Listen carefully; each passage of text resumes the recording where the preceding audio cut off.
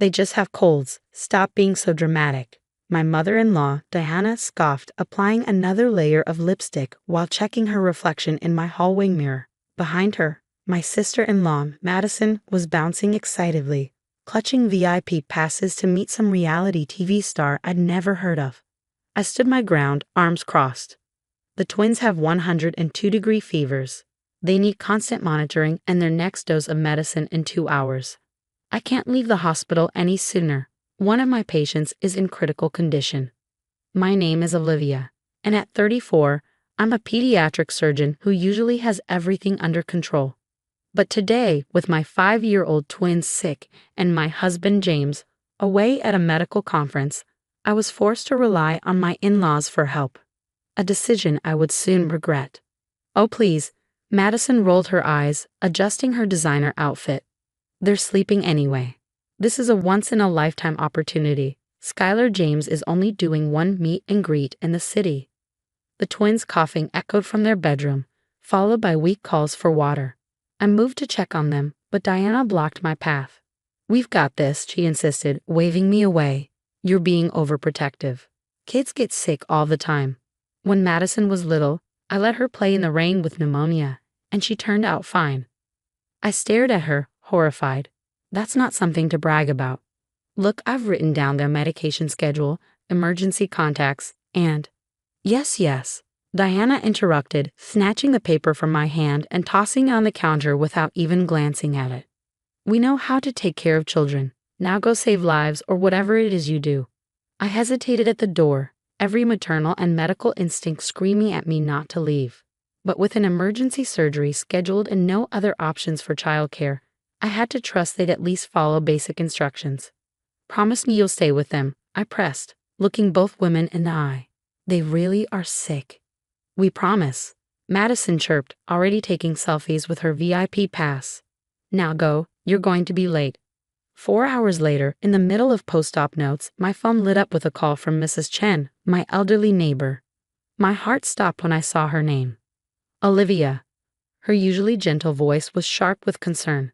I've been hearing your twins crying for the past hour. I knocked, but no one's answering. Aren't Diana and Madison supposed to be watching them? I gripped my desk, knuckles turning white. You mean they're not there? No, dear, but I keep hearing coughing and crying. The poor things sound miserable. I was already grabbing my keys, emergency surgery forgotten. Mrs. Chen, I'm 40 minutes away. Can you use the spare key I gave you? Please check on them. I'm calling 911 right now. Of course I'm going in now. Oh, her gasp made my blood run cold. Those irresponsible, Olivia. They're burning up. And there's vomit on the beds. Hold on. I'm calling an ambulance. I was running to my car, phone pressed to my ear as I dialed James. The sound of my twins crying in the background of Mrs. Chen's call would haunt me forever. Then my phone buzzed with an Instagram notification. My hands shook as I saw Madison's latest post, a beaming selfie with some reality star, timestamped just 15 minutes ago. The caption read, "Dreams do come true. Best day ever with my amazing mom. Hashtag VIP status, hashtag Skylar James, hashtag worth it. Worth it." They'd abandoned my desperately ill children for a photo opportunity, and they were bragging about it being worth it.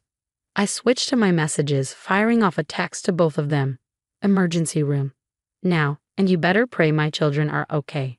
Madison responded instantly. OMG, don't be so dramatic. We were only gone for like 2 hours. They were sleeping when we left. I couldn't even process her casualness about leaving 5-year-olds alone, let alone sick ones. Diana chimed in. This is exactly why we didn't tell you our plans. You overreact to everything. They're fine. But they weren't fine. By the time I reached the emergency room, both twins had fevers of 104.5. Severe dehydration, no medication for hours. The doctors were already starting IV fluids when I arrived, Mrs. Chen still by their side because she refused to leave them alone again. Mommy, Sophie whimpered when she saw me, her usually rosy face pale and tear-stained. Next to her, Sam was half asleep, his breathing raspy. I'm here, babies, I choked out, gathering them both carefully in my arms. Mommy's here now. I'm so sorry. I'm so sorry. As I held my children, Watching nurses hook up medications and fluids, my phone kept buzzing with messages from Diana and Madison. Excuses, accusations, guilt trips. I silenced them all. They had no idea what was coming. While my twins fought fevers that could have caused seizures or worse, I was already planning exactly how to ensure my in-laws would face consequences for their actions. The hospital security cameras showing exactly when they arrived. The timestamp social media posts proving where they'd been instead. Mrs. Chen's call to emergency services. The doctor's reports detailing the dangerous condition my children were found in. Deanna and Madison thought they could explain this away, like they had with so many other irresponsible decisions. But they were about to learn that a mother's patience has limits, and they had just found mine. Diana and Madison burst into the pediatric ward like they owned it, still dressed in their meet and greet outfits, reeking of expensive perfume. "Where are our babies?" Diana demanded, trying to push past me to the twins' room. I blocked her path, my voice cold and steady. "Your babies? You mean the ones you abandoned with dangerous fevers to meet a D-list celebrity?" Madison stepped forward, phone in hand. "Look, we got you his autograph. We were trying to do something nice. And they're fine, aren't they?" "Fine." I pulled up the medical chart on my tablet. Temperature, 104.5. Severe dehydration, respiratory distress. They could have had seizures. Does that sound fine to you? "Oh, stop being so dramatic." Diana waved dismissively. When Madison was young, you were a neglectful mother. And now you've proven you're just as neglectful as a grandmother. Their jaws dropped at my bluntness. Behind me, I heard James arriving. He caught the first flight back when I called him. "Mom? Madison? What were you thinking?" His voice was heavy with disappointment as he took in the scene. "You left my children alone while they were sick." "They weren't alone," Madison protested. "They had each other." The absurdity of her statement hung in the air. James looked at his sister like he was seeing her for the first time. "They're 5 years old, Madison. 5, and seriously ill." "Well, maybe if your wife wasn't so controlling about babysitters, we would have had other options." Diana snapped. "You mean the qualified babysitters I offered to arrange?" I countered. "The ones you insisted you didn't need because, and I quote, 'we're family, we know best.'" James put his arm around me, his body tense with anger. "You need to leave. Now, both of you." "But we brought presents." Madison held up a shopping bag. "Signed merchandise. The twins will love it." "Get out." James's voice was quiet but firm. "The hospital has security footage of when you left and when the ambulance arrived. The doctors have documented everything." And Mrs. Chen filed a police report. Diana's face went pale. "A police report? For what?" "Child endangerment," I said calmly. "Abandonment of minors. The detective wants to speak with you both." "You called the police on family?" Madison shrieked, drawing looks from the hospital staff. "How could you?" "The same way you could abandon sick children for a celebrity photo op," I replied, easily. Diana grabbed her daughter's arm, finally sensing the gravity of the situation. "We're leaving, but this isn't over. You can't prove anything." I held up my phone, showing Madison's Instagram post. "Really? Because your daughter already documented everything. Timestamped photos of where you were. Captions about how it was worth it." The detective found it very interesting. They fled the ward, Diana practically dragging Madison, who was already crying about how we were ruining her social media career. James turned to me, his face etched with guilt. "I'm so sorry. I should have known they couldn't be trusted." "We both should have known," I admitted. "But now we do. And they're about to learn that actions have consequences." The consequences came swiftly. The detective's interview was damning. Diana and Madison's social media posts provided a clear timeline of their negligence. The hospital documentation showed just how serious the twins' condition had become. But what really sealed their fate was their own attitude. Instead of apologizing, they doubled down. Madison kept posting about being unfairly attacked by jealous haters. Diana called every family member, spinning tales about how I was destroying the family over just a little outing. They didn't expect Mrs. Chen to have recorded her calls for help, or for the hospital to have security footage of them sneaking out hours earlier than they claimed, or for their social media bragging to be used against them in official reports. James stood by me through all of it, His faith in his mother and sister finally shattered when they showed up at our house unannounced, demanding we drop the charges. He was the one who called the police to have them removed. "You're choosing her over your own mother?" Diana had screamed as officers escorted her off our property. "No," James replied calmly. "I'm choosing my children's safety over your entitlement." The twins recovered slowly, still asking why Grandma and Aunt Madison left them alone. We tried to explain in terms they could understand, but how do you tell 5-year-olds that their grandmother and aunt cared more about meeting a celebrity than their well-being? The family was in upheaval. Some relatives sided with Diana and Madison, claiming we were overreacting. Others, who had witnessed their entitled behavior for years, stood with us. But we didn't care about sides anymore. This wasn't about family drama. It was about protecting our children from people who had proven they couldn't be trusted with their safety. As I tucked the twins into bed a week later, their fevers finally gone, Sophie asked a question that broke my heart. "Mommy, did we do something bad? Is that why he left us?" I gathered her close, Sam snuggling in on my other side. "No, sweethearts, you did nothing wrong. Sometimes grown-ups make very bad choices and then they have to face consequences for those choices." "Like timeout?" Sam asked sleepily. "Something like that." I smiled, kissing their foreheads. "But I promise you, Mommy and Daddy will never let anyone hurt you like that again." And we meant it. Diana and Madison were about to learn that their perfect day meeting a reality star had cost them something far more precious, and this time, there would be no coming back from it. The court date arrived on a crisp autumn morning. I sat beside James in the courtroom, watching Diana and Madison enter with their lawyer. They traded their usual flashy outfits for conservative suits, trying to project an image of responsibility that their actions had long since shattered. Madison couldn't resist checking her phone one last time before the judge entered. Her social media campaigns to paint herself as the victim had backfired spectacularly. Every post about being persecuted was met with screenshots of her bragging about abandoning sick children for a celebrity meetup. "All rise," the bailiff called. The proceedings were surprisingly quick. The evidence was overwhelming.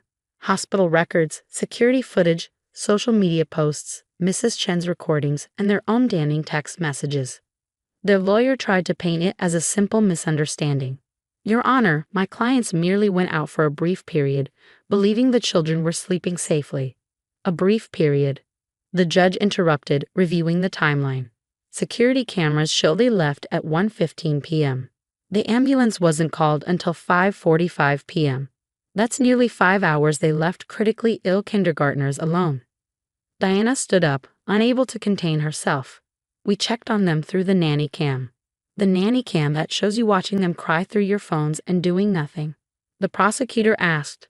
"The one that recorded you saying, and I quote, 'They're fine. We can't miss this opportunity over a little fever.'" I felt James tense beside me. He hadn't known about that part. The judge had heard enough. In my 30 years on the bench, I've seen many cases of negligence, but few show such willful disregard for children's safety. The sentence came down hard. Diana and Madison both received probation, mandatory parenting classes, and community service. But more importantly, a restraining order barred them from unsupervised contact with the twins. "But they're my grandchildren," Diana wailed. "You can't keep them from me." "Your Honor," Madison jumped in, "my social media career will be ruined. I have sponsorships." The judge's gaze was steel. "Perhaps you should have considered that before prioritizing a photo opportunity over children's lives." Outside the courthouse, they tried one last time to approach us. "You've destroyed this family," Diana accused, tears running down her expertly made-up face. "Are you happy now?" "No, Mom," James replied quietly. "You destroyed it yourself. Every time you put your wants above my children's needs. Every time you dismissed our concerns. Every time you proved we couldn't trust you." "We can change," Madison pleaded. "Just drop the restraining order. My followers keep unfollowing me because of this." I looked at her, really looked at her.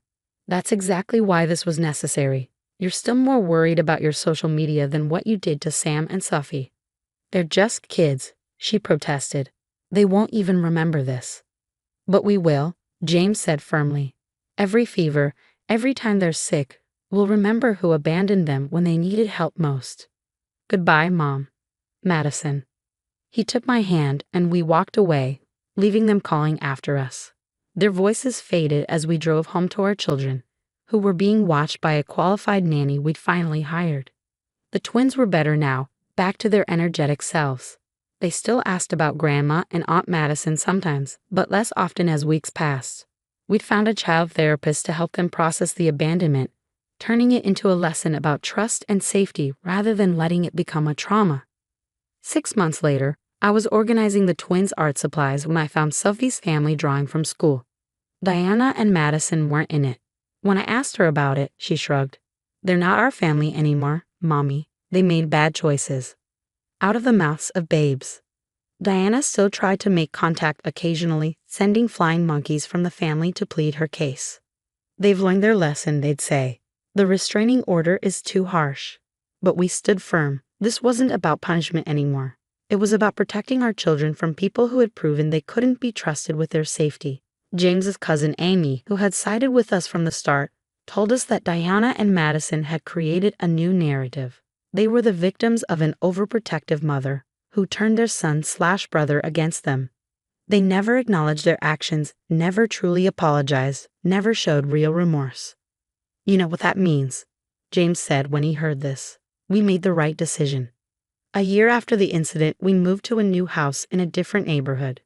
The twins started kindergarten, made new friends, and thrived in an environment free from toxic family dynamics. Diana and Madison's probation would eventually end. The restraining order would need to be renewed.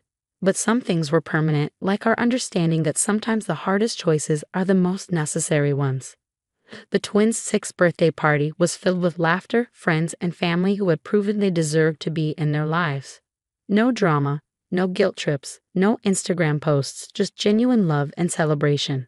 As I watched Sophie and Sam blow out their candles, surrounded by people who truly cared about their well-being, I knew we'd given them something more valuable than a so-called perfect family. We'd given them safety, security, and the knowledge that their parents would always protect them, no matter what.